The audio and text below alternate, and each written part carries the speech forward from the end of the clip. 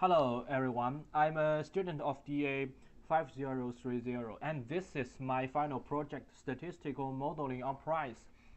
I just evaluate some data of the Airbnb information, and I have opened two files on RStudio. The first one is R Markdown, and the second one is my R notebook of the code. And the first one, the information in this one, I will show them in my paper. And let's focus on this part. And the first part is main part of the project, data acquisition is the first part. And let's run this code. And first, we load data and subset meaningful variables for the project.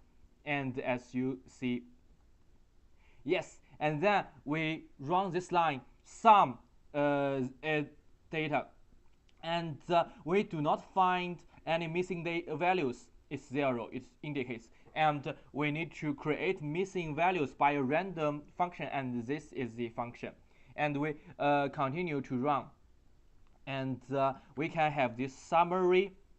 And after checking all the data characters and columns, we found only the column of the room type is categorical and others are continuous. So this one is an important basic of this project. And these three lines, I just use them to check. And come to the second part, data explorations.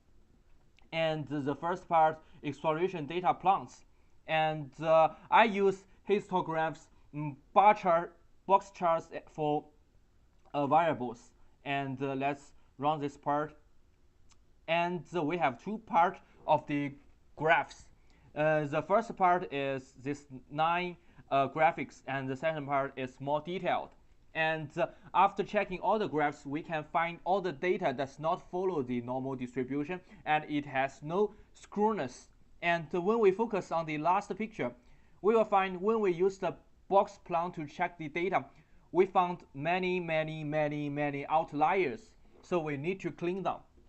So in the following part, detection of the outliers, we do such things, and detect outliers out of range of this one, and we need to use this function if, and run this part. And we find on price other variables, we think it is not so meaningful to find outliers, and we need to remove them. And when we check it again, this way, we find we still have more than 3,000 rows data. So this is very important. We can continue doing this project. And the next part is correlation and collinearity analysis. And we run this part. Yes. And I use the package named Carrigram to find the relationship between different variables, and we focus on this such numbers, just like 0.70, 0.52, 0.55, and so on. I choose some of them to explain to you. For example, the biggest number, 0.70. Why it will choose such relationship? You can see accommodation and bedroom. It has a relationship from our daily sense. If we have more bedrooms, as possible, we will have more accommodations. And also, these two variables, reviews and satisfactions. If you read more reviews of this Airbnb house, maybe our satisfaction will follow it. And so do some other variables relationship above. Yes. And next, we come to the part 3, data cleaning and shaping. Yes, and the first part is data imputation. And as you can see, missing values imputation with the mice package, I use this package to do all the things. And let's run it. Okay, it's a little slow. And we focus on the summary result first. And what we did is to find missing cells per column. Run it again. And we can easily find in this column of root type, it has 48 missing cells and 114 for the neighborhood, so on. And we need to do the multiply imputed data set, and it can help me find the imputation methods by this package. And for example, room type we use poly regression, and neighborhood we use PMM, and so on.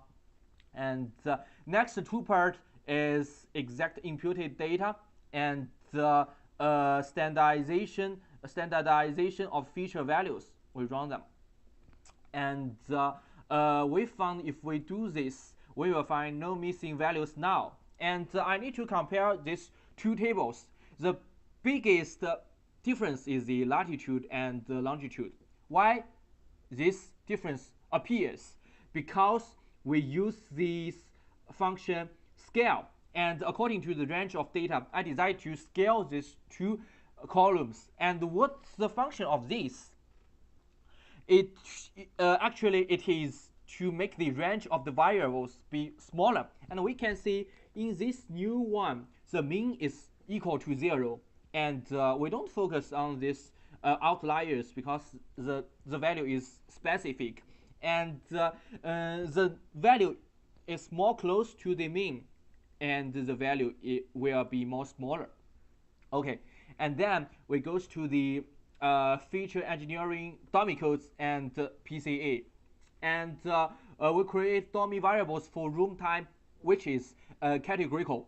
And of course, the first one is default, and the second and third one we use if else to choose them. And the left is anti-hold apart, and we drop it. And in the next part, we commutative proportion of variables, the first two more than 96%. Comes to next part, feature engineering new divider features, and add the new features of reviews more than 0. Actually, what we did is like to add a new column, and in this column, 1 means this row has a review, otherwise no review. And come to the most important part of this project is model construction and evaluation. First, we creation, training, and validation subsets. And this one we need a long time to run it. Okay, I forgot to, sorry. Yes, do like this. Okay. We use the 80% of train to do the test, and left as validation to do the checking. And we use 4 models to do this project. The first one is linear regression and KNN, decision trees, and SVM. And the SVM is one of the most accurate algorithm. And as we know, linear regression is the simplest regression model to predict continuous variables. And then we put 4.345 together to check all these models. This part we need to run it for a long time, so we only need to check this 4. And as you can see, the linear regression has only one RMSE is 52. And the second one, we use 5-fold crossing value validated resampling, and we choose the final value used for model was k equal to 14. So to the next 2 models, we can also get the final values used. It's CP and C. Okay, after using this part, we are going to compare all these 4 methods with each other. And as we know, the linear regression model has only one RMSE and it's equal to 52. It's a really big one, it's bad. So we only need to check the left 3. So we can see the result clearly. The first one is 29, 28, 28, and we can see the lowest is the best. So which is the lowest? Yes, the model of SVM is the best. Afterwards, we also need to use the ensemble model to check it again. And this part also need a long time to run, so we just only run these two lines, and we will find the final answer is 28.11005. It's a little bigger than this one. So the final conclusion is that we need to use the SVM to get the closed answer. And this is my project, and I will show more things in my paper. And thank you for watching. If you have some problems or suggestions, it's really welcome to put them down on the discussion board. Thank you so much.